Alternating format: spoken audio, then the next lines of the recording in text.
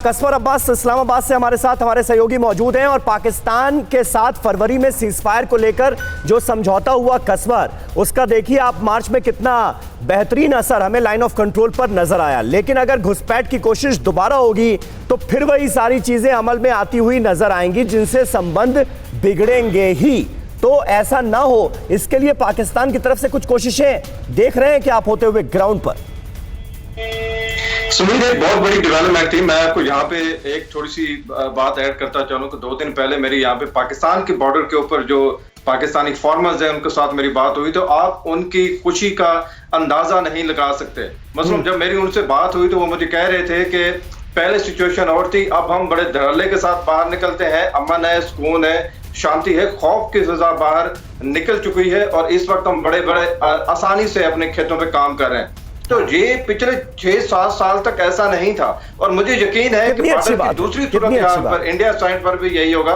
पाकिस्तान ने बड़े अच्छे स्टेप उठाए हैं और बहुत बेहतरीन मौका है मेरे ख्याल दोनों देशों के लिए। जिस तरह आप बात कर रहे थे कश्मीर की, तो मेरा ख्याल है कि इसको प्रॉब्लम नहीं बनाना चाहिए। अगर कश्मीर के ऊपर पाकिस्तान और इंडिया दोनों किसी पैचअप पे पहुंच जाते हैं, ये बहुत बड़ी बेहतरीन होगी।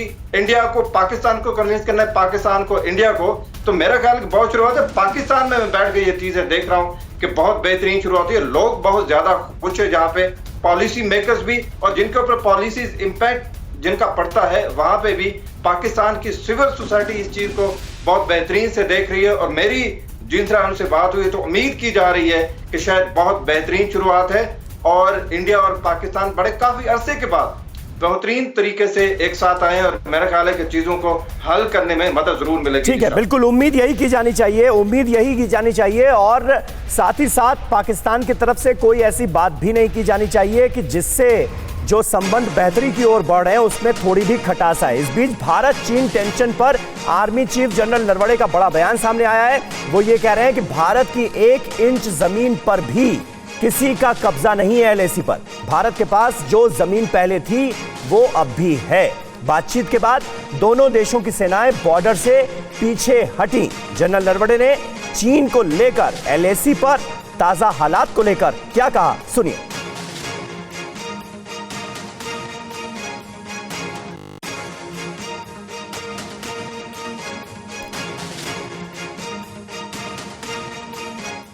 Firstly, we have not lost out on any territory. We are where we were before this whole thing started. From 10th February onwards, the disengagement started, and it went according to the plan, where from the north and south bank of Pangang Tso, as well as from the Kailash range, people have gone back to their...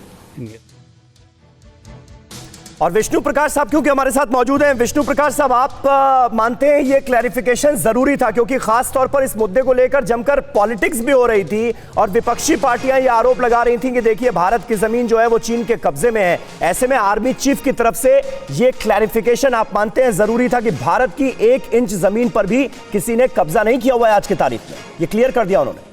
Sameer ji, army chief से ज्यादा कौन जानते हैं, और ये वो army chief हैं जो हैंड्स डाउन हैं। ये इन्होंने रेगुलरली फ्रंट पे होते हैं और इन्होंने कैटेगोरिकली कहा है, बट बिल्कुल स्पष्ट शब्दों में कहा है कि भारत की 1 भी इंच जमीन इस बार बिल्कुल चीन के पास नहीं है। इससे ज्यादा स्पष्ट कोई बयान नहीं हो सकता। जो लोग हवा में बातें करते हैं उनको करने दीजिए, देश इनके हाथ में सुरक्षित है। बिल्कुल, गुरमीत सिंह साहब आप कुछ कहना चाहेंगे इस पर? और वो ये भी कह रहे हैं कि गोगरा और हॉट स्प्रिंग जैसे इलाकों को लेकर भी बात चल रही है, यानी एक तरह की उम्मीद भी जताई जा रही है कि अभी तक की जो बातचीत है उसका रिस्पांस पॉजिटिव रहा है और आने वाले वक्त में भी पॉजिटिव रहेगा।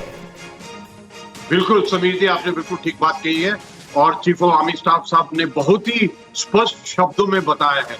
देखिए, जब इश्यू होता है टेरिटोरियल इंटीग्रिटी का तो चीफ ऑफ आर्मी स्टाफ से बढ़कर क्रेडिबिलिटी और डिपेंडेबिलिटी किसी की नहीं हो सकती है। उन्होंने स्पष्ट शब्दों में कहा है कि नॉट एन इंच लॉस्ट, और इसका बहुत एकदम स्पष्ट एक संदेश है। और उन्होंने ये कहा कि सिचुएशन अभी वहां पर है जहां पर कि अप्रैल 2, 2020 के समय में थी और अभी जो फेज डिसएंगेजमेंट है वो चल रहा है और फेज के मुताबिक अभी जो गोगरा हाइट और हॉट स्प्रिंग और जपसांग का इलाका उसके बारे में बातचीत की जा रही है और देखिए ये सिचुएशन फुली नॉर्मलाइज नहीं है, ये प्रथा चल रही है और इसी प्रकार कोशिश करते रहेंगे कि एक पॉजिटिव तरीके से इस सिचुएशन को स्टेबल किया जाए। बिल्कुल, मनीष झा क्योंकि हमारे साथ मौजूद है। मनीष, नवे दौर की बातचीत के बाद दोनों सेनाएं अपनी अपनी जगहों पर लौट तो गई हैं, लेकिन उसके बावजूद भी कहा यह जा सकता है क्या कि चुनौती अभी भी बरकरार है, जिसके संकेत दिए आर्मी चीफ ने भी?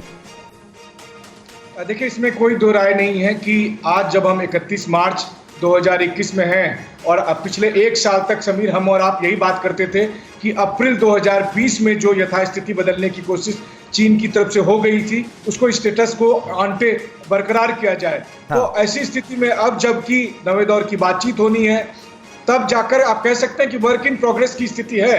लेकिन फिर बात वही आती है, अगर हमारा आखिरी पोस्ट जो धन सिंह थापा पोस्ट है फिंगर 3 पर, हम अभी भी वहीं बरकरार है जहां पहले थे, तब तो सही है कि हम उसी जगह पर हैं।